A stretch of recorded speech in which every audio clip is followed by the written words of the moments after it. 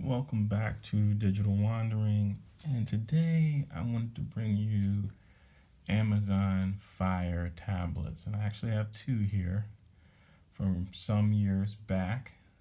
These devices are available through Amazon, and I don't think you see many demos of Amazon Fire tablets on YouTube on your favorite tech reviewer channels. They are largely ignored. I can think of a few, or at least one, I can think of at the top of my head that has in the past reviewed Amazon Fire tablets, and but largely they're not something that you're going to see on the major tech review channels. And I think they kind of just exist in the consumer space, but not really in the hardcore tech review space. And there's a lot of reasons for that. Now, these run Fire OS.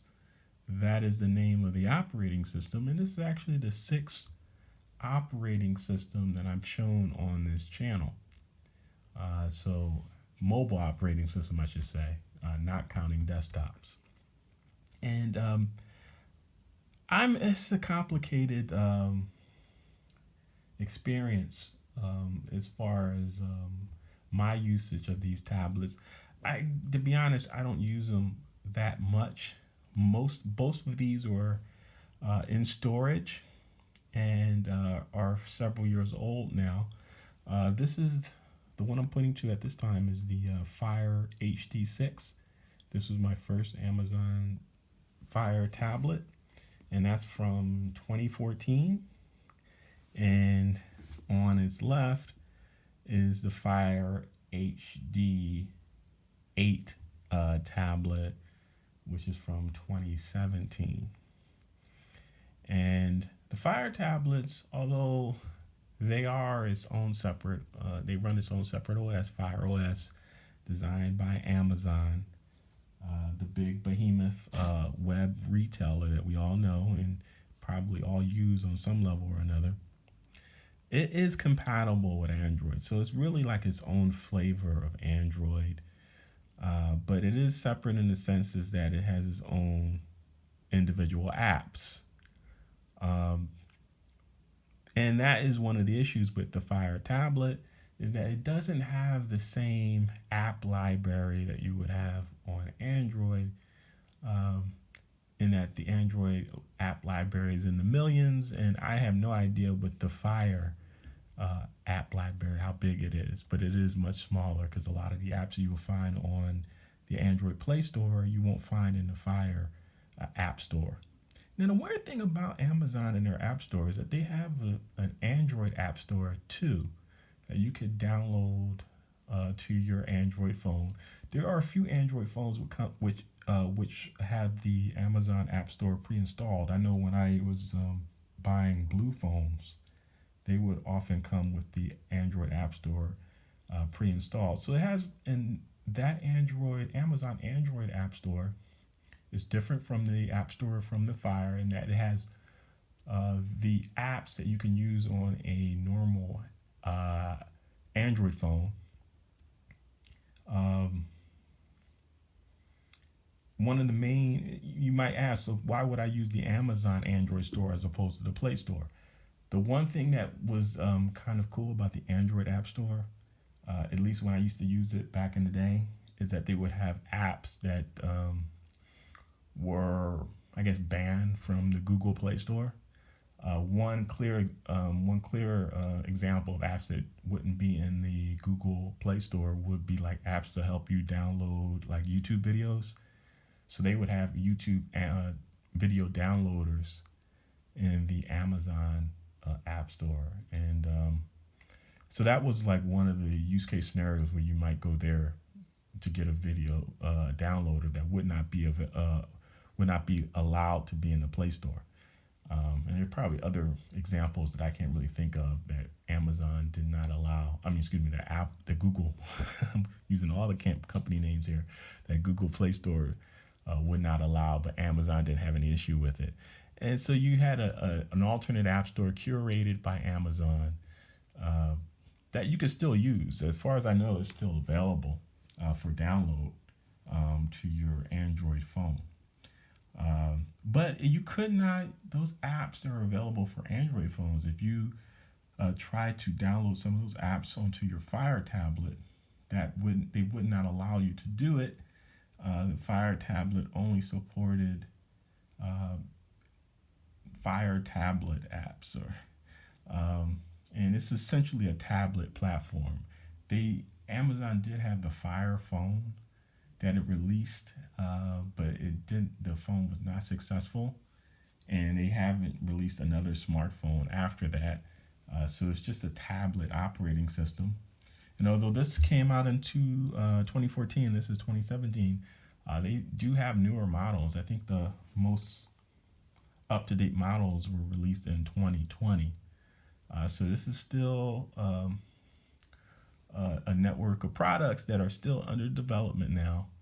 They're still releasing tablets, still selling them. So this is this is a product category that's alive and well.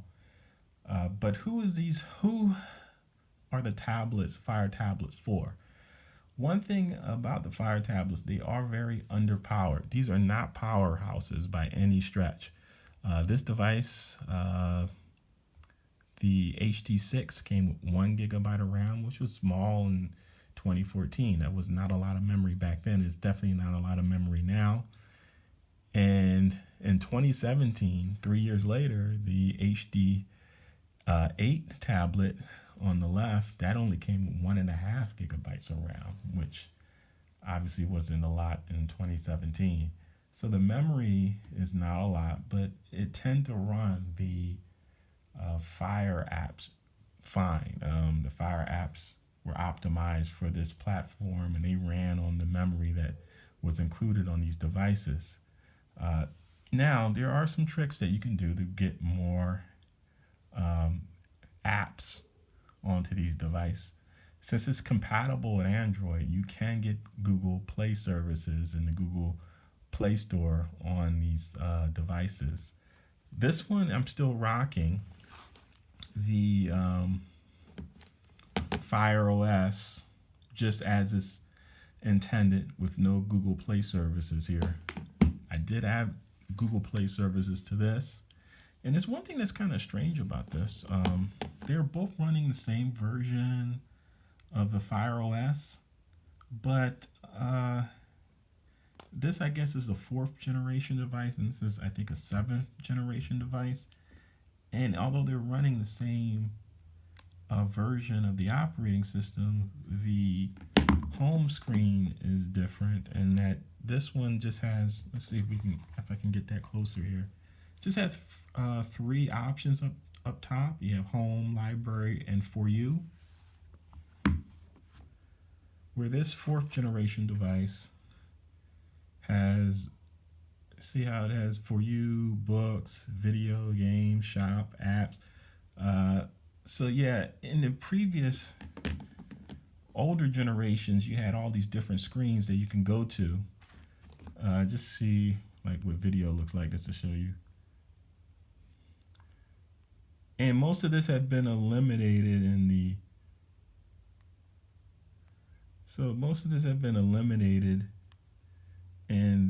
newer generations. Even though they're running the same operating system, they have a different look. I never really liked the look of the Fire OS. It's growing on me a little bit, but in general, I did not like how the Fire OS looked. I really like traditional Android better than Fire OS.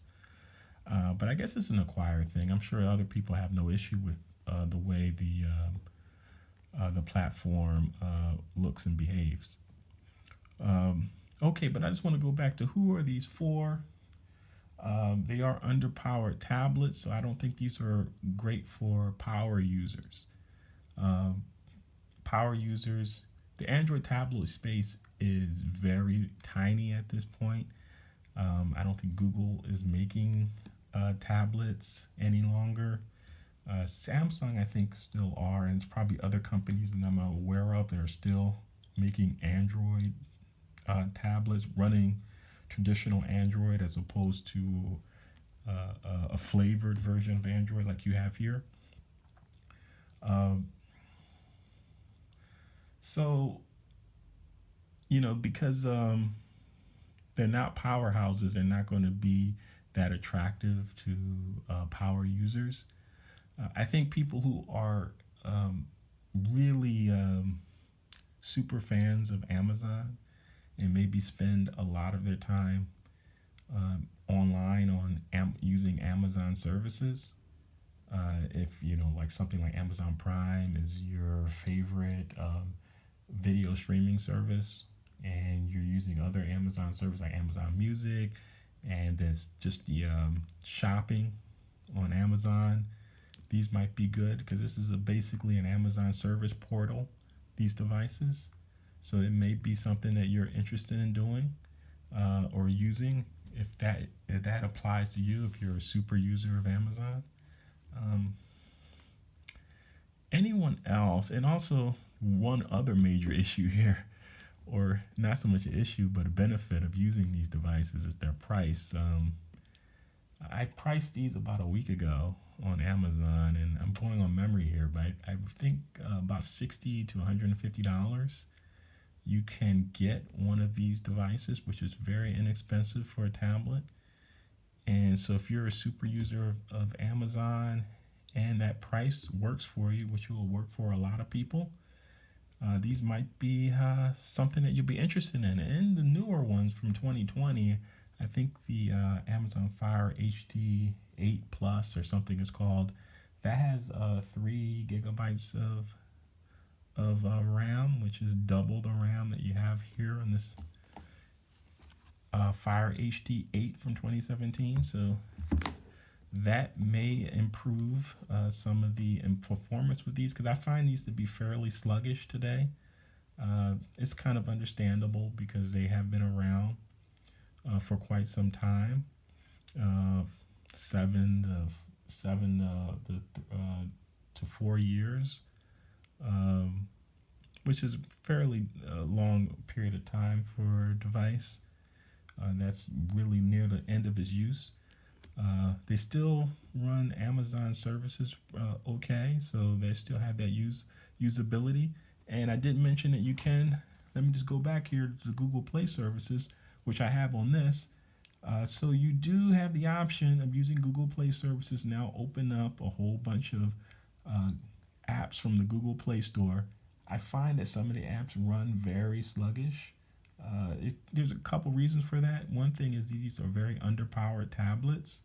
Um, so if there were comparable tablets, or just looking at the smartphones that are available during the time period when these devices were released or today, they have a lot more power than these devices are. So they have a much better capability of running those apps than these Fire tablets.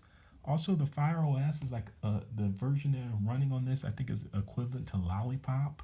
So Lollipop was like from 2014, and that's a really old version of Android. And I did show a phone on this channel, the Blue Studio Energy 2, in the past, and that's running on Lollipop, and that's also very sluggish. So it's a very old version of Android from, if my memory serves correct, 2014. That this version of the operating system of Fire OS is compatible with. Now, newer Fire tablets from 2020, I think they can run a version of Fire OS that is equivalent to like Android Pie or something. So that's not the most current version of Android, but it's much more current than Lollipop. So you'll probably get a better performance in apps on that device than you will on Android apps for the is what I'm referring to. If you do have the inclination to put the Android services and the Android Play Store on your device. There are tutorials to do so. I think I would probably suggest just using Fire OS apps on the devices as opposed to putting the Google Play services. If you're using it as your main device or your only device, your main mobile device, you may feel the inclination to put the Google Play services on there. But if it's just an additional device, I would say just leave it on Fire. Just use the Fire apps, Fire OS apps, the natural apps for the operating system on the device. I think in the long run, it'll be just better performance than having to do or having to use Google Play apps, which may be sluggish. It depends on which device you're using. If you're using one of the 2020 Fire OS tablets, you may want to risk it and see how well they run. But yeah, it's still an interesting part of the mobile device collection, and I don't know how often I'm going to be using these.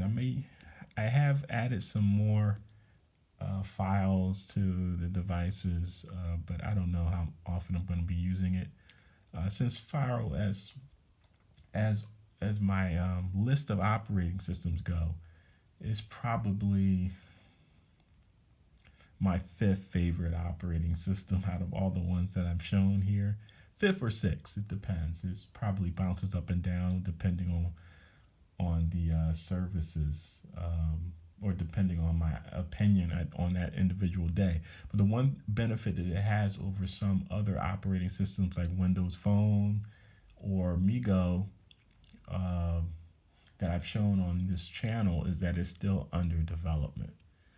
So it's still supported to this day. So that's a major advantage. And that, in that sense, I would probably list it above, for far as someone buying one of these devices and using it going forward.